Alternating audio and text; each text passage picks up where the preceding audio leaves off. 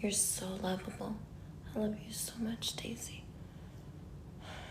Daisy, you're so lovable. Daisy, you're working on yourself. You're doing incredible. Daisy, you're going to go to therapy and you're going to set an intention. Your intention is that you're going to get in touch with your goals. Whatever you program, that will be what you do, Daisy. You are so lovable. I can't believe it. You just keep getting so lovable. And I love when you're honest, because that means that your thoughts and your words and your deeds and your actions and your intentions are all in alignment. So keep up the good work, Daisy. You could do it. Daisy, I know that sometimes you might think, like, you always know you're lovable, but sometimes, Daisy, I know you get sad because you want to be more loving. And you know you're lovable, but sometimes you're not that loving. And then my friends always tell me, you guys are my friends. You guys will be like, Daisy's not being lovable. And then you will let me see my blind side. You will help me. So I really like that. I appreciate that. And no, I'm not perfect, but I am ascending and I am doing my work and you guys are watching me. So hopefully by me healing myself, it's going to help you guys. It's going to make you want to do the work too. So it's 3:00 exactly. Excuse me. We're going to call the therapist. It's a little gassy in here. All right. We're going to call her right now. So we're going to call Celia Goddess.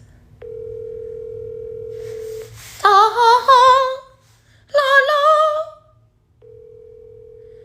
Celia, you're a goddess. Goddess. You have reached Celia. She didn't answer. I'm going to talk about my goals and my values today in therapy. I'm going to discuss some stuff that I already wrote down with her. And we're going to... Do you guys want to know what I want? Like, some of you goddesses hit me up and I talk to you. I tell the men I don't want to talk to you because I want my goddesses to come in and create with me. I don't have to question what women's intentions are. And I want to have accompaniment to go do my speeches. Goddesses, I figured it out. I'm not that smart, but all of us together are that smart. So I'm going to go do my speeches and you guys come with me. And you guys help me be influential. You help me say the right thing so I can more fully represent all of us. Daisy the Venice Healer is a being of light. We could send her in like a superhero, ninja turtle, Disney princess. She will shine her light. She will Care Bear stare and twinkle her eyes and boop on her nose. Boop, boop. She will love tornado. She will do Scoob and tickle torture. She is a queen. And nothing can stop her. She's unstoppable. And Daisy the Venice Healer has to do speeches. She's very sad. Why are you sad, Daisy? Because I want to do speeches. Well, why don't you just go do your speeches? Because I don't have people to go with me. And it's way more fun. And I want people to go with me. I don't want to go alone. But Daisy, you've been doing it alone for so long. And by the way, aren't you the one that says that none of us are ever alone? So what's up with you feeling alone all of a sudden? You're not that powerless. Daisy, superhero yourself. That's why I'm going to therapy. Because I'm trying to superhero myself, okay? So you're distracting me. Stop talking to me. I have to call again.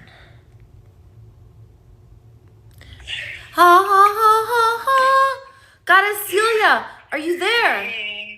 Yeah, sorry, Mr. Halls. My phone was on silent because I was in a meeting earlier. Because we're too important to be bothered, Goddess. What if we're fluffing our hair and someone calls?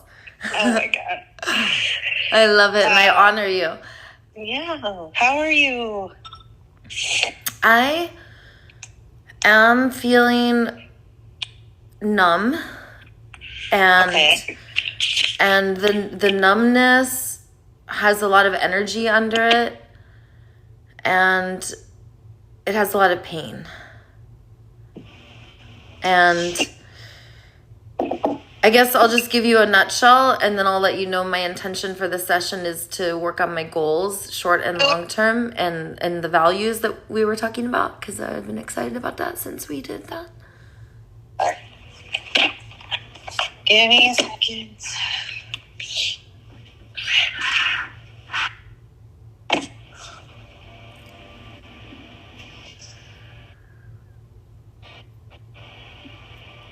Okay, hold on. Just trying to open my notes.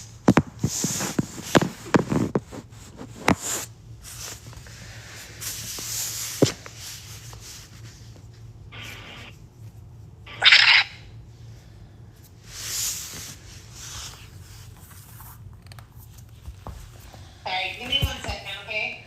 Yeah, take your time. Can you hear me okay? Because I like to sit in Indian pose with the phone on speaker. Yeah, you're good. Cool. I can hear you. Just give me a second. Awesome. Take your time.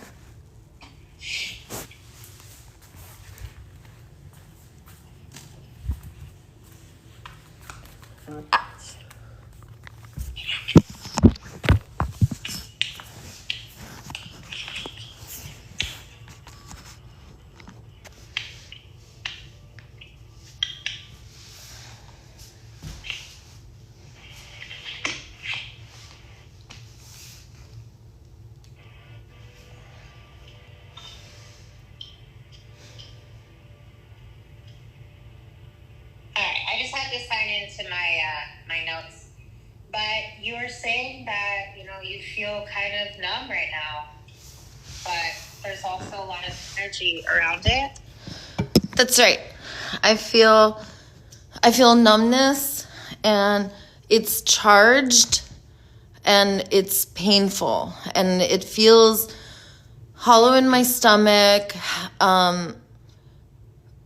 It's almost like windy in my chest. I've never felt wind in my chest.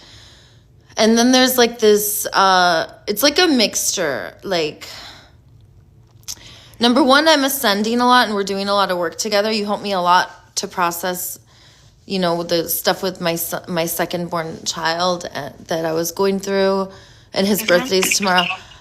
And you've been helping me a lot. So I'm feeling like a lot of gratitude, and I'm feeling myself ascending, and there's a lot of harmony and peace with that. But the pain and the energy, which is creating this numbness, is coming from, I guess, just missing my kids. And I had a conversation with my mom that was short, and it's like so disorienting because like my mom told me on the phone she doesn't call the cops on me. And I'm like, I don't want to argue about who calls the cops. She got a restraining order on me. She wants me to believe she didn't call the cops. It's like, what? But, okay, so this is what I've got a problem with. My mom's lying to me, and I'm supposed to just be like, yeah, like, you didn't call the cops. I just spent a week in jail a bunch of different times and had 30 warrants for my arrest and 3 felonies the past year. One of the felonies was not due to all of this, but all of the other stuff was just kind of stemming from it. And I'm not blaming my mom because I'm the common denominator. Some of it was like felony love bomb threat. Remember when I told you I got arrested for that? And then when I had that love missile launcher and they tried to charge me as a felon with the possession of a firearm. And I tried to tell them I don't believe in guns. I just believe in love missile launchers. So thank God for mental health court, because it got me to you.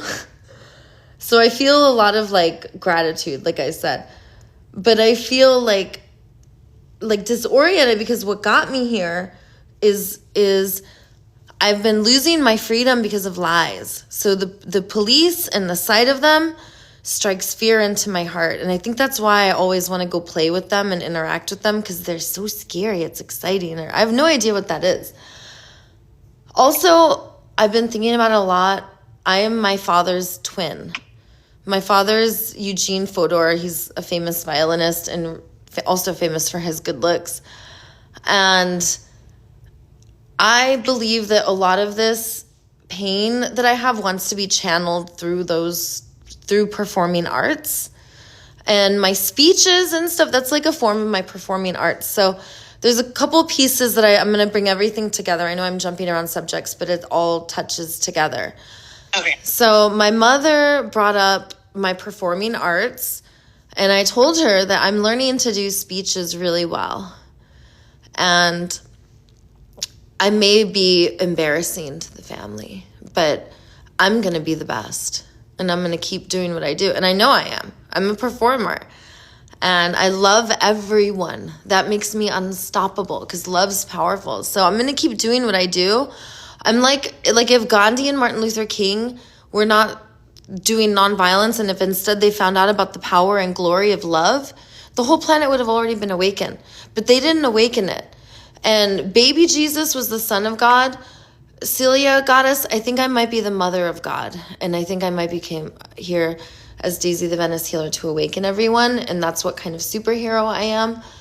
And I feel like my mom's telling me not to do that. And here's the thing that upsets me is like, this is a game she's been playing where she'll tell me to take my channel down. And do you know how many of my YouTube channels I've deleted? And I've since moved on to TikTok and other things. But now it doesn't matter if I erase my channel. I'm so famous. So my mom doesn't even bother with that anymore, because all my channels have been taken down so many times, either deleted by me or just because I'm a controversial figure. But what I have a problem with is my mom will say like, oh, take your YouTube channels down. Sign into therapy. Do this. Like me getting wraparound care. This is not the first time I've done this. She'll act like I'm going to see my kids, and then she'll continue the parental alienation. So what's creating the numbness and pain for me is I'm grappling with like, number one, I'm not going to change who I am and stop doing social media, because she's already said that and I've already done what she said, and she's going to continue to alienate me from my kids. So I had this realization. So like I said, it brought me great harmony and joy, spiritual joy, because obviously this is really sad. This is not joyful at all. But it brought me spiritual joy because I had this realization that, and this is thanks to you, goddess, I'm not going to get arrested. Like you said, I'm going to learn ways to do my performing arts and not break out in metal bracelets. No one's going to call the cops or get upset, including my mother and my family. And I'm going to continue to do it better. And the fact that my mom, she's saying all the stuff she's said for years, and I guess, what's it called when someone like lies to you, but you know they're lying and it makes you feel all disoriented and doubt your reality, but you know your reality is true and different than what they're saying, but it still makes you feel really weird. What's that called? Is that called gaslighting? I mean, it all depends. Yeah, well, that's what she does to me. And she'll basically like dangle the carrot. Like she did this when I was divorcing my husband. She was like, well, actually his parents wanted him to divorce me and they cut him off financially. So he was lying, and we were like secretly going to cancel the annulment because we were so in love with each other.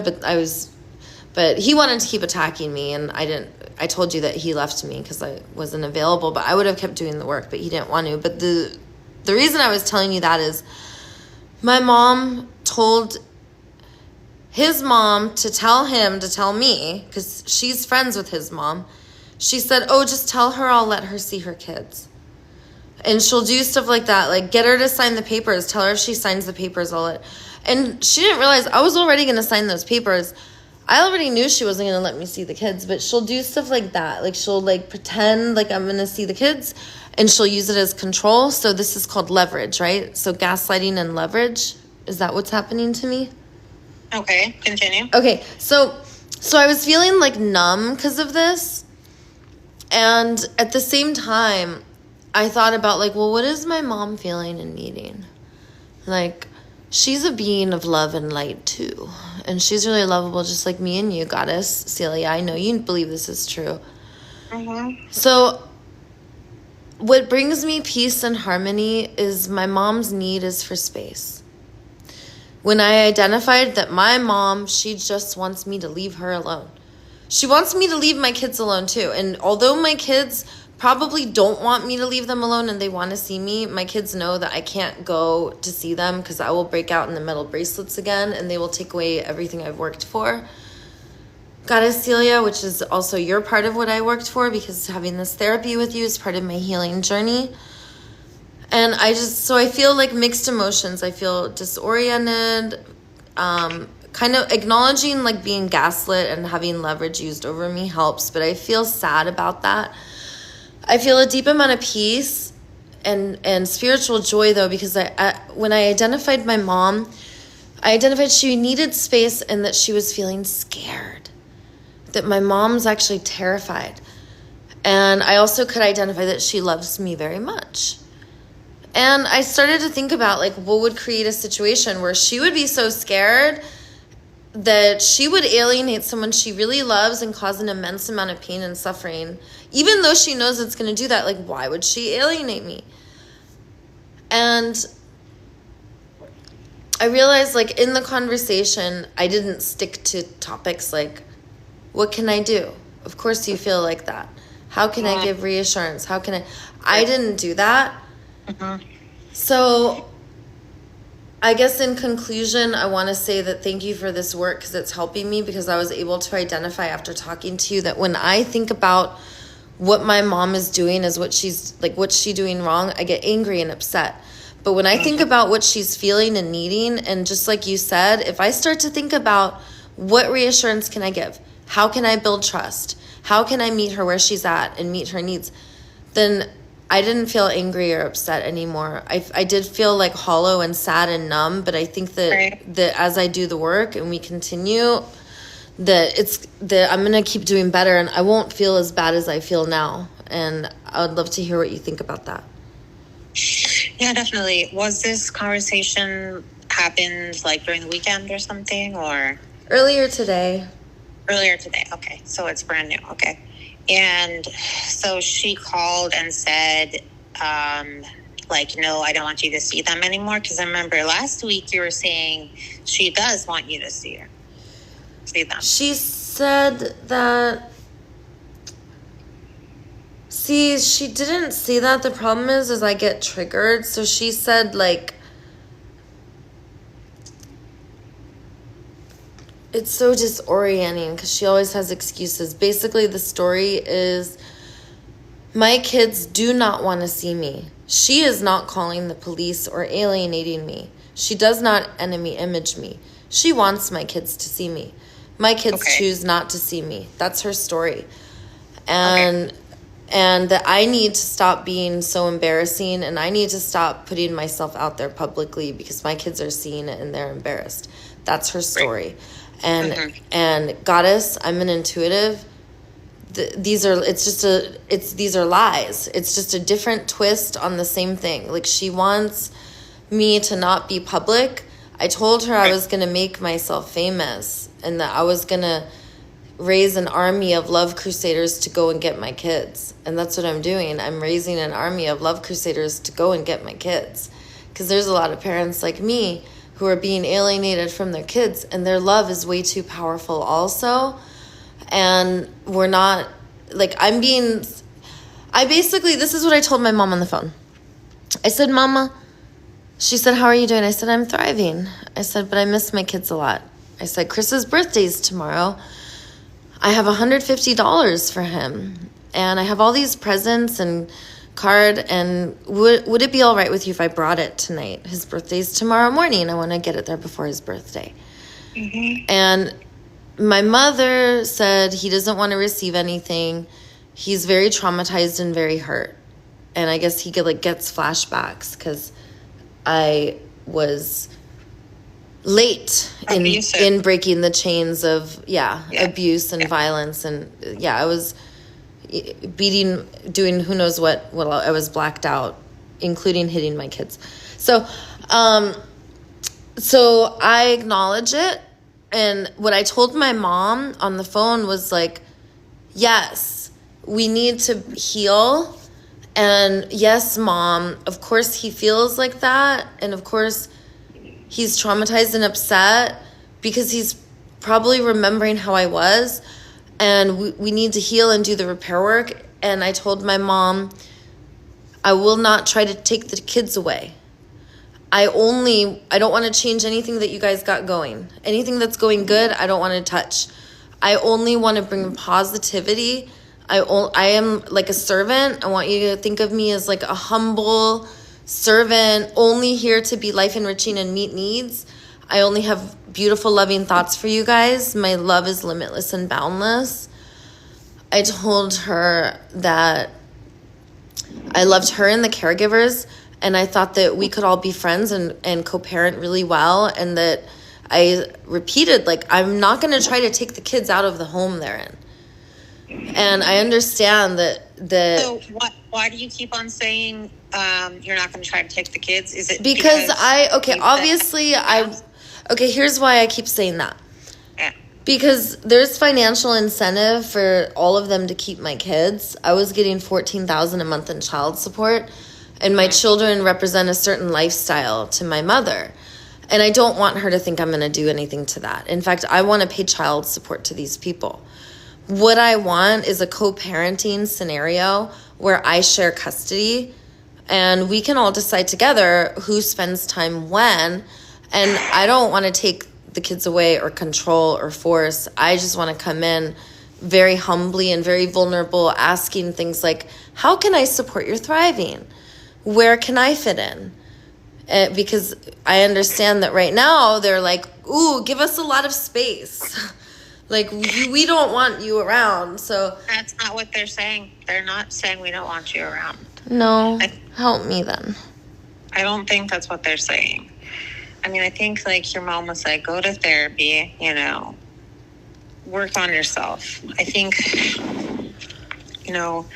slowly but surely, you'll understand, like, how things that you did back in the day, and you acknowledge them and you don't like that you did them, really affected your kids.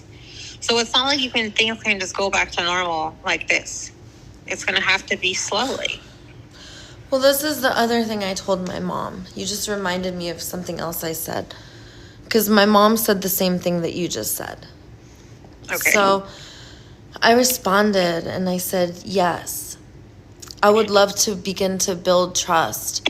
And if you could let me know the ways that reassurance can be given, that the trust can, and then the trust can be built, like, I want to give those reassurances to you. And I want to acknowledge the pain. And I said to my mother, please repair the relationship with me, because a big component in the parental alienation is the lack of your willingness and choosing to not repair the relationship with me, your daughter. And in doing so, in choosing to have no relationship and not repair the relationship with me, although I come carrying only love and not having any rift to resolve, just wanting to repair the rupture that I've created and mend the wound. I told her, by you not being willing to do this, it creates a space where parental alienation will flourish. And I was not that articulate. I was like shorter and more hyped up. But Right. That's basically what I said, was like, repair the relationship with me. Like, she's choosing to not talk to me and alienate me and then talk bad about me to my children. And these are all assumptions, right? So I could be completely wrong. Okay. And there could be another story where she's actually saying nice things and trying to get them to try to see me. But Right. she's my mom. Like, why is she not repairing the relationship with me and trying to, like, mend our family that way? Because this is why it's disorienting. It hurts my kids to have the people in their life fighting. My Right. brother won't talk to me. My sister won't talk to me. None of my cousins, my aunts, my uncles, nobody will talk to me because they are told that I am bad. And when I call them and reach out to them and say, please, like, help, or let's connect. They're like, oh, no, we heard all about you. And I am powerless. That's my situation. It sounds really victim-y, goddess. So some reframing would be good. Because I know I'm not a victim. I don't want to be a victim, but I do want to be powerful and acknowledge the truth. So here is how my truth sits. Okay. My mother, and tell me if you think this is healthy. My mother and the caregivers they're not alienating me from my kids or enemy imaging me. That's what I think about when I'm angry and upset. The truth is that we're living under systems of market economy and government married to each other. I call them domination systems. They cause us to hurt each other or hurt ourselves. And I am convinced, and it is in my programming, that it is because of domination systems that my mother and these caregivers are doing this. I believe, and it is in my programming as Daisy the Venice healer, the superhero to awaken and unite us all, that they are afraid because domination systems told them to be afraid. I believe that my mother and the caregivers have been told things like, oh yeah, we'll put your kids in a group home. We'll take them away. We'll do this, that they are under the duress of threat and punishment, just like I was. And that's why this is happening. And I choose not to enemy image them or alienate them from my world, because if I say they're enemy imaging me, I know that I'm enemy imaging them. If I say they're parental alienating me, then I am alienating them. And as a wise goddess, my queen, because of masters like you, Goddess Celia, and you are my master, it's true. I'm able to identify that my thinking can cause a lot of chaos and craziness and upset feelings, or I can feel peaceful and harmonious right now. But like I said, I do feel grief and mourning and disoriented because of the whole situation. Yeah, and it just happened too. Yeah, I mean, you really love your kids and you want to repair these relationships, but and I love the caregivers. And the caregivers, sure. Who are the caregivers? My mama. I love her so much, and she's just like me. It's probably why she makes me so angry. And my son, Chris, I feel like I have a lot of repair work to make with him, and it's causing some turmoil in me that I can't mend those wounds right now with him, because I know that causes that impacts him and his spirit and his daily life, and I don't want that for him. I want him to thrive. I'm going to be okay, goddess, because I'm doing all this work on myself, and I know about trauma healing, and I'm learning about how to, today, I almost had so many outbursts. It was hard not to, and that's why I realized I need to be a performer. I need to schedule speeches and start having performances where I have a Free the Animals campaign, and I go into Whole Foods and do a speech, and go to the LA Zoo and do a speech. You're going to get arrested. So I got to figure out ways where it's a performing arts and I don't get arrested, because I'm like my father, Eugene Fodor, famous violinist, the best of our time. His good looks were legendary, and I am his twin, meant to perform and spread my good looks and talent everywhere. Right. Yeah, I know. You're very, how can I say this? Humble? I mean, sometimes. You are just definitely kidding. humble. Or other times, anyways, but no, I'm saying you're very able to be verbally awesome, and just the energy that you give off is awesome. And so I can see where you're coming from. And I think that there are places that you can do that, but within that we were saying okay, well, you want to know what I did today? It was kind of an outburst. Okay, what? I forgot about this. So I saw all these sanitation workers, and they were raking, and I couldn't believe they were raking. And I know what they're going to say. We're just raking the weeds. And you know what I'm going to say to that, goddess. Those aren't weeds. That's delicious food. Most yellow flowers is food. But instead of having a beautiful conversation, I was like, battle me. I was like, or turn over the goddess and I will leave peacefully with her. I go, Goddess Diana, you're coming with me. And Goddess Diana, she's the head of all of Parks and Recreation in Venice Beach. She's like the big boss. And I've been telling all the employees for weeks that I was going to kidnap her, and I just didn't have the chance. They were all together. So I was like, you're coming with me. And then she was smiling and laughing. She was like, where are we going? And then when I got close to her, I put my head down and I got kind of small so she wouldn't feel threatened because I was thinking about you. And then instead of facing her, I went next to her. So we were shoulder to shoulder having a parallel discussion. So my energy wasn't going towards her. It was going like the same direction as her energy, parallel. And then I got real calm and quiet because I was close. I was like, yeah, Goddess, I'm trying to give you a break. You work so hard, you know? I'm trying to give you a reason to leave. I was like, you're kidnapped. Now you have no choice to go. So come on, Queen, let's have some fun today. You're a goddess and you need to learn about how to be worshipped and celebrated. So you're coming with me, okay? And she was smiling. I gave her a hug. I wanted to have a full-blown speech and love tornado everyone and Care Bear stare and do a fart storm.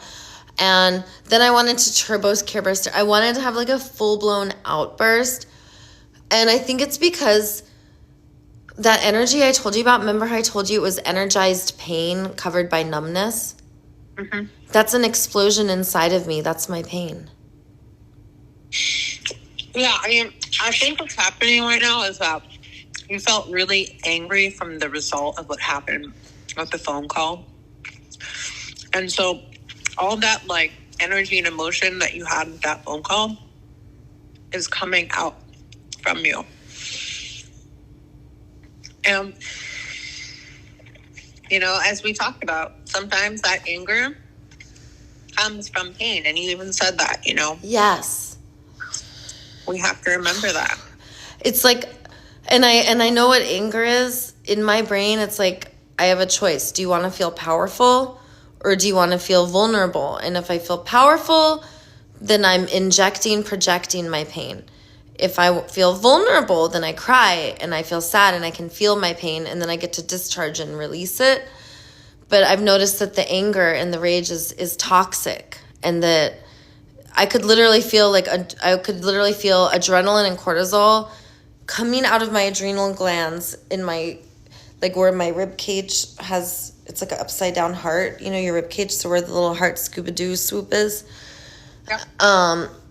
That's where I felt the adrenal gland. And I was like, holy cow. And I thought to myself, this anger could give someone cancer, yo. And I was like, I better get through this rage. And I was like, this is a little tricky because I need to rage. I knew that there was intelligence in me. It was like, Daisy, go let yourself rage. So the intelligence in me told me to rage.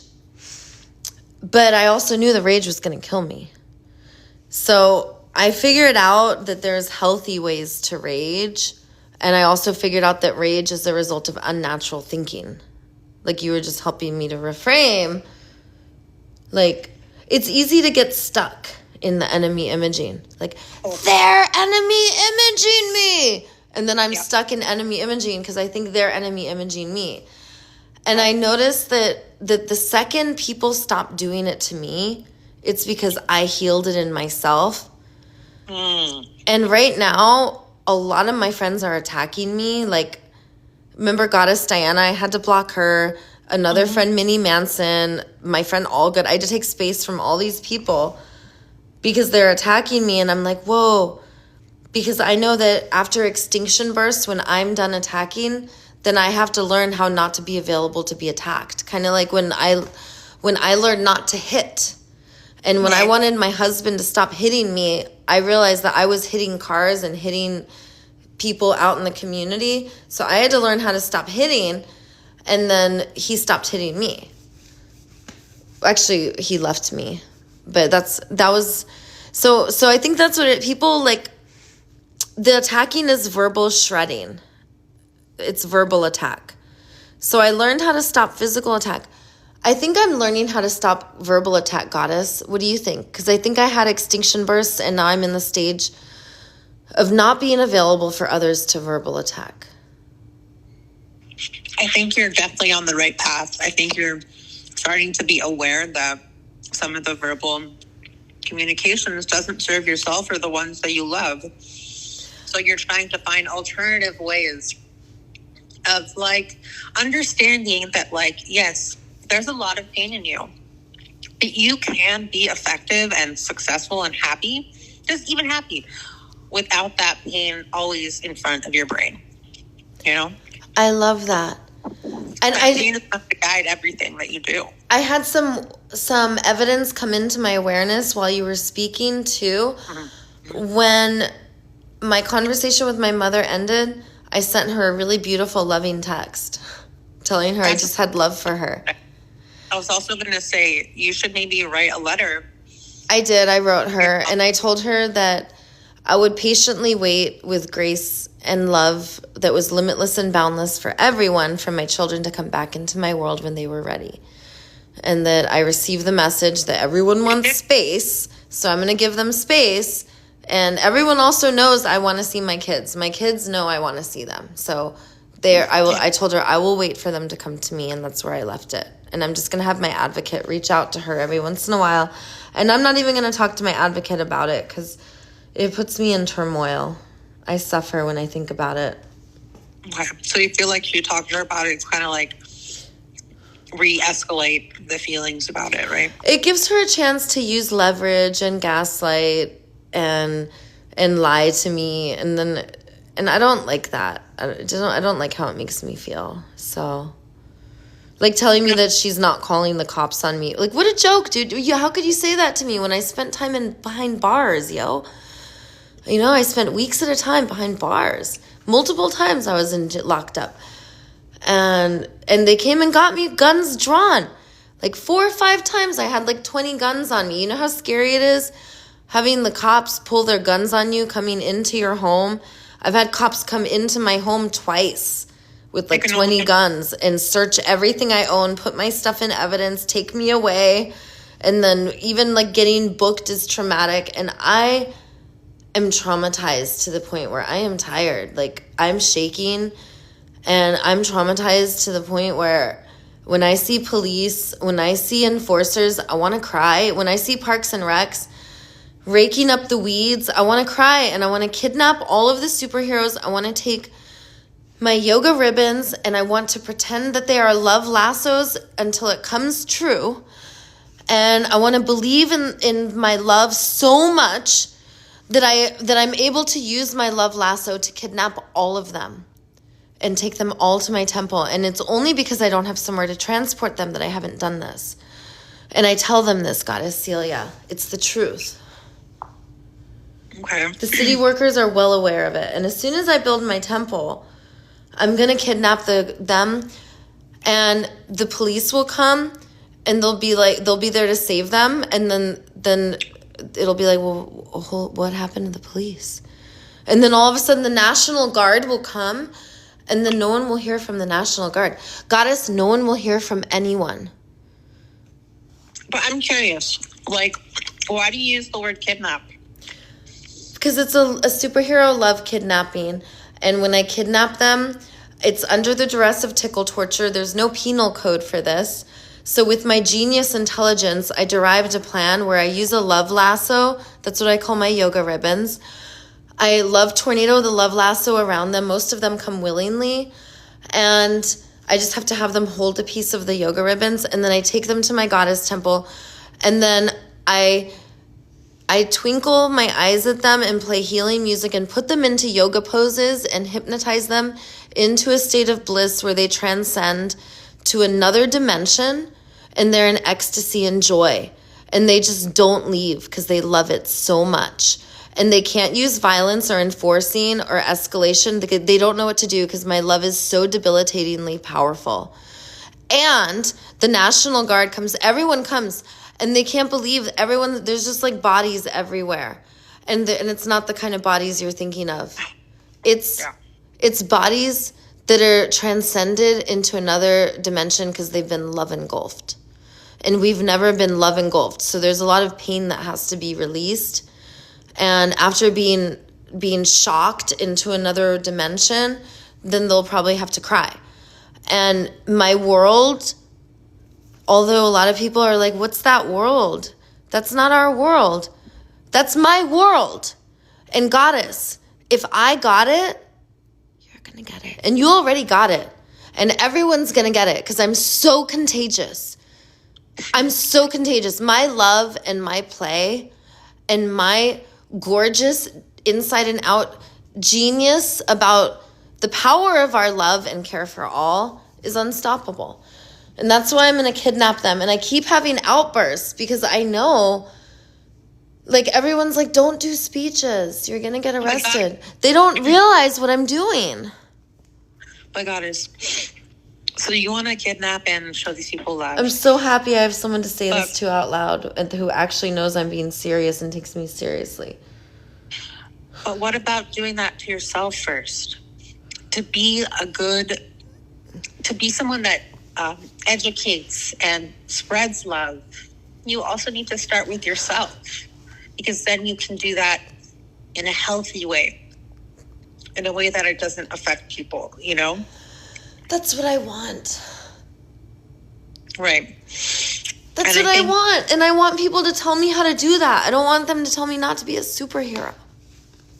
Girl, no, you can be a super. You are definitely someone that brings people to them, you know, and I think that a lot of your insights about life and about society are valid. And again, there are many people that feel the same way that you do, but they choose not to put themselves in a place where, like, they're unsafe to themselves or unsafe to others, or putting people that they love in a uncompromised place. You're right. I don't want to be unsafe, and I don't want to put others in a place where they're uncompromised. They don't believe in the world that I believe in. They called the cops on me because I didn't have shoes last week. I know. In the yoga studio, I wasn't even doing anything. I was like technically not even on their property or near their property. I was just on the sidewalk in front. And they decided to send the 5-0. 5-0 was chasing me all around, yo. And then on Saturday, I forgot to tell you, it was scary. So you have to realize my reality and how scary it is. So I'm with Big Ben, and King Big Ben and I are shredding the sleds. That means we're skateboarding. And the cops, Santa Monica PD rolls by, and they slow down, and both of them stick their heads in. They look, and I'm like, are they looking at me because I'm an icon and they like me? Or are they looking at me because they want to nab me? And I'm about to wear some metal bracelets. And then immediately I go into fight flight, and I'm like, oh my God, I need to run. I need to shred. I need to skate really fast. Big Ben will follow me. I'll just go this way. We'll lose them. And then all of a sudden we're like, we go down a completely different street, go up through the driveway of Trader Joe's in downtown Santa Monica, and the 5-0 goes down the alley right in front of us, like cut us off. And they slow down and look at me through the window, and it was like my heart went into my stomach. I was like, oh dang, they're here. They're gonna get me. You gotta know what it's like to live like this. So I think I'm traumatized. I need like some kind of bracelet, like do not arrest Daisy. Could you give me some kind of diagnosis, like superhero? I think the diagnosis for superhero is autistic because they walk on their tiptoes. Can I get a bracelet? Because you gotta realize the world I live in. Because I really don't know to this day if those cops were circling around to nab me or not. And do I say something to Big Ben? No, because then I seem paranoid. But that's the world I live in. I'm constantly getting scared and agitated. And that's a lot of reasons why I like to do my speeches and have outbursts. It makes me feel powerful. Right. Well, And I feel gotta like, help us, dude. We need a global liberation. I'm sick of living like this. again, those outbursts are, as we've said, like a result of like your anger and pain. Yeah, so how do I Martin Luther King it? But spread the message of love and not nonviolence. But you saw how poised and graceful he did it. I want to be like that. Right, but he like worked on his stuff first and then was able to be a positive influence on the world. And I think both of us know that it's important to work on your inner self first. You know? I agree. You want to know what I'm inclined to tell you since you're saying to work on my inner self? Sure. When I first started calling the police at all hours of the night, the West Hollywood Sheriff's Department, everyone who answers the phone there knows me by name to this day, because I called them my empathy angels, and I told them that they were the ones who arrested me. They were the ones who brought my children to the police station. They were the ones who separated me from my kids. They were going to be my empathy angels because they were the source of my trauma. And if they're going to show up on my worst day and take my kids away, then they're going to be there on my worst day every other day. And I used to call them dozens of times a day, and they would just listen to me and give me empathy because they knew I would not stop calling, and I would go there in person. They were going to listen to me. So when you say it's not a place to discharge your pain, do you know that these people all know me by name now? So when I go to the courthouses and police stations, I'm actually pretty safe there. But it's like the grocery stores and stuff. And I do believe that they're supposed to be the empathy angels. Like, if I have a meltdown at West Los Angeles LAPD station, like, those guys traumatized me. They came with their guns drawn how many times on me? And with the whole it's just, I want them to see what their trauma's doing, so I go show them. And so I have a question. Yeah. When we're about, these arrests, and these sound super scary and traumatizing. So scary and traumatizing. What happens is they don't know what's coming in. Like, they're coming into the situation, they don't know. They don't know that the superhero is nonviolent. You're not, now you're nonviolent. Right? That's right. I am nonviolent. I didn't know you were waiting for a response. You're unviolent. That is no longer a target behavior. My verbal violence is almost at a nothing, and my physical violence as well. So I am very grateful to say that, just as I can say I'm sober from drugs and alcohol, I'm sober from market economy, I'm also sober from hitting and verbally assaulting. I'm working on narcissistic tendencies and I reframe that to, instead of saying narcissistic tendencies, I'm working on trying to consider how I'm impacting others. Because what you're talking about right now, it's hard for me to attune to how others are feeling. So this conversation really helps me with that.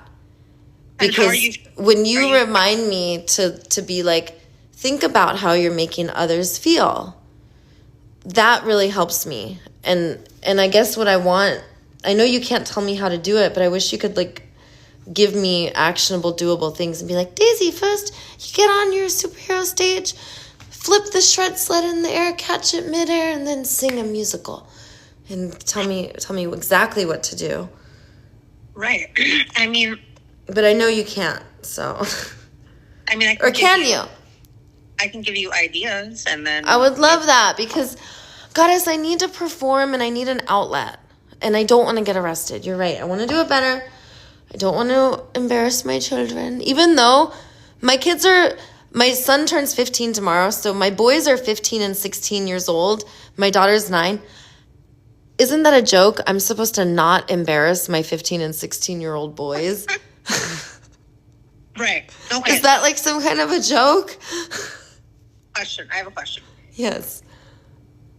How do you do with like when people put you on blast about things? When I say on blast, I'm talking about like kind of wanting to make you reflect on certain things, even if something happened. I love it. Okay. And if I don't have capacity, then I'll immediately get agitated and loud, and I'll say, I don't have capacity to listen right now, but doesn't mean I won't listen later. Could you please tell me this later? Because I do want to know, because I like working on myself. Exactly. And like, I love it. Put me on blast. It comes like from a place of loving and caring. But I don't like when they tell me what I'm doing wrong. I like when they tell me how I can do it better. Right. So I'm just saying, because like, for example, well, actually, the one that you were like, the video that you were yelling at the cops, you didn't post that. Somebody else posted that, right? My friend Goddess Cami videotaped it on my TikTok, and then it went super duper viral. Okay. So I think I love that you're wanting to stand against power of oppression. Do you know that when I become a superhero, I all of a sudden have imaginary 6-inch high heels and my mascara magically appears? I love that. It's true. I start standing on my tippy tiptoes and my eyes get really twinkly. So I know in the beginning, because we went like, anyways, okay. I know in the beginning you said that you had goals for the...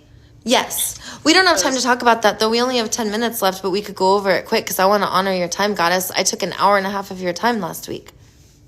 Oh, no, it's totally fine. I'm supposed to have someone at 4, but I don't know if she's going to be ready by then. So we can just go until then, if that's okay. Yeah, sure, Goddess. Well, I want to give you a 5-minute buffer so you have a little breather. So let's stop it at 5 minutes till 4 because I want you to take that 5 minutes to think about how lovable you are. Oh, you're so nice. I'm not nice. I'm a goddess queen, where you will refer to me as goddess. I'm just kidding. That was what got me in trouble with the Starbucks employee when I was flipping my skateboard. I was like, you will refer to me as goddess. And I caught the board in the air. Yeah. So I guess let's end this like with a little bit of mindfulness. Are you up for it? I would love it. Let's do it. Okay. So maybe get into like a comfortable position. I don't know if you want to like put on music in the back or just listen to my voice.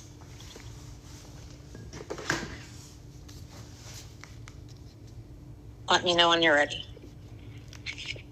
I put on some whales. I'm ready. Okay. So let's begin by taking a moment to settle into the space. You can gently close your eyes or keep them open with a soft gaze. Whatever feels safe and comfortable for you. Start by noticing your breath. Take a slow, deep breath in through your nose and long exhale out through your mouth.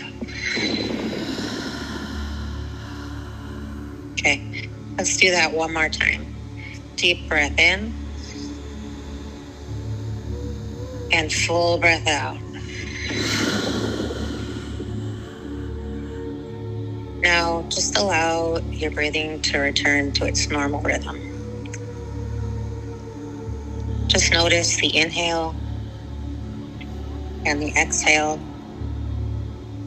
without needing to change anything. Just noticing the inhale and the exhale.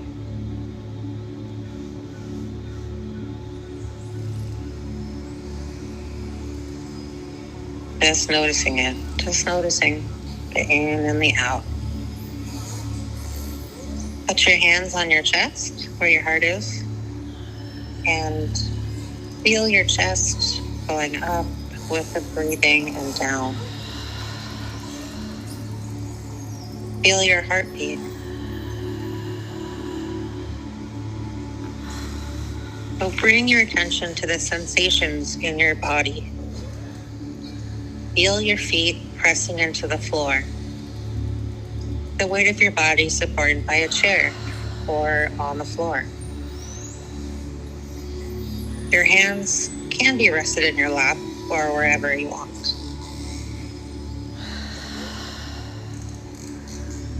It feels okay Bring some awareness to any place in your body where you may be holding tension.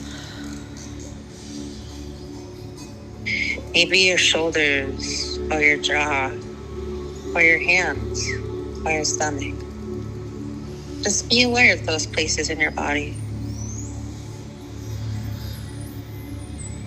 See if you can gently soften those areas with each exhale of breath. In, out. Just feel those muscles kind of relaxing.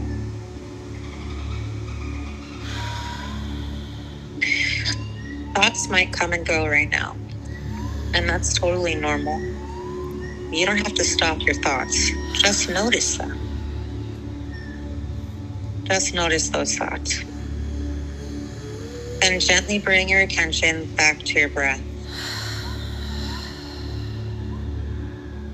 Let yourself feel grounded here. You're grounded, you're safe. Safe within your own skin, safe within the universe. Okay? You let yourself feel grounded. Breathing in and breathing out. Moment by moment. Focus on that breathing.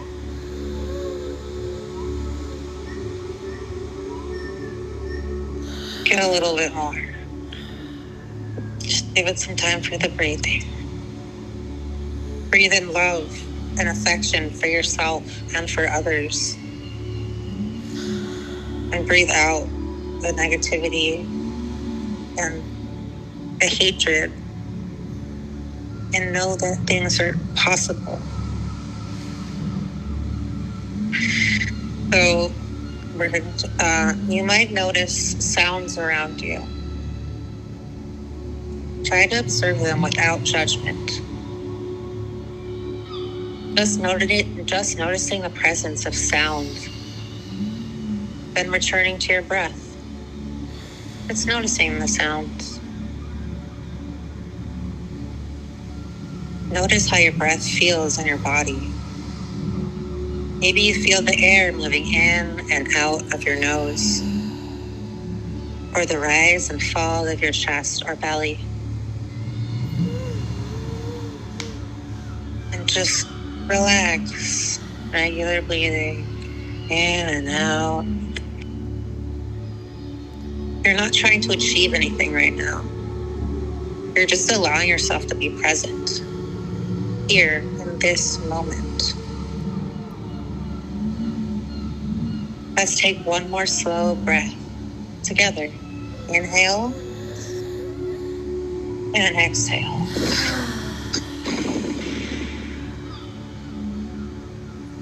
When you're ready, begin to bring your attention back to the room. Gently wiggle your fingers and toes. Maybe roll your shoulders. Feel the world around you and positive energy that is radiating around you. That positive energy and loving and caring keeps you wise and mindful. And when it feels right for you, slowly open your eyes.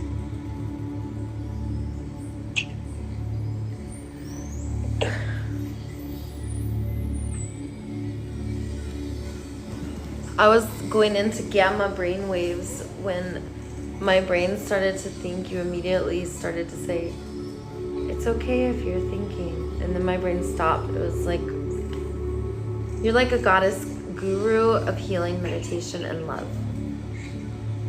Thank you. So did it resonate? Did it do anything for you at all? It quieted my brain. And I feel way more regulated than I did before the call. Good, I'm glad. Yeah. And I don't feel numb anymore. I feel full now. I don't feel like hollow, or I'm feeling really good. I think I really needed someone to acknowledge my reality. A lot of my friends and people I talk to give me advice. And I just need someone to be like, yeah, that's happening, and be real with me. Like, everyone knows I'm working on myself, but anyways, the whole thing really helps. So thank you.